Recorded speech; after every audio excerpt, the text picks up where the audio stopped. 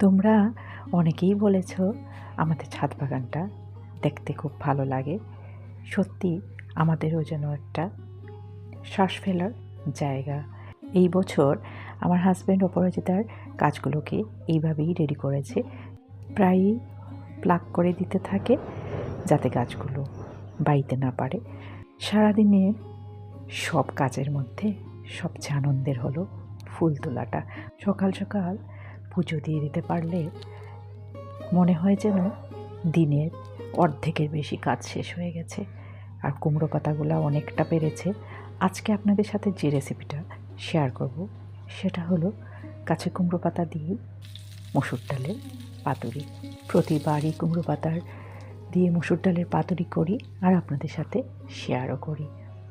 আমার এই রান্নার প্রতিদিনের ভিডিওগুলা যাদের ভালো লাগে সবাইকে অনেক অনেক ধন্যবাদ। মসুর ডালটাকে ঘণ্টাখানেক আগে ভিজিয়ে বেটে নিয়েছি। তার মধ্যে পেঁয়াজ কুচি, কাঁচা লঙ্কা, রসুন বাটা, স্বাদ মতো লবণ আর হলুদ গুঁড়ো দিয়ে খুব ভালো করে মেখে নিলাম। একদম সহজ এই রেসিপিটা। যারা একা থাকো তারাও কিন্তু করে খেতে পারবে। শীতল বড়াও কিন্তু হার মানবে। এই কুমড়ো পাতার মসুর ডালের পাতুরি এতই ভালো হয়। যেভাবে ভাজ করে করে দিচ্ছি এইভাবেই দিয়ে করতে লাগবে।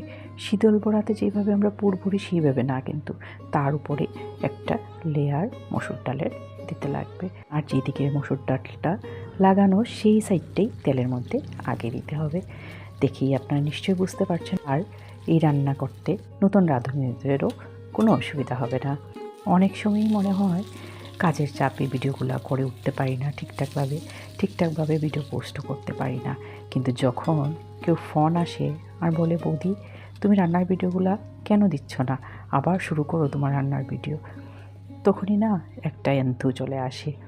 আর কোনো মলে বা রাস্তায় যখন কেউ সাথে দেখা হয় আর বলে, দিদি তোমার ভিডিও দেখে না আমরা অনেক ইন্সপায়ার্ড হই, ওখানে যেন একটা আত্মবিশ্বাসে ভরে উঠি।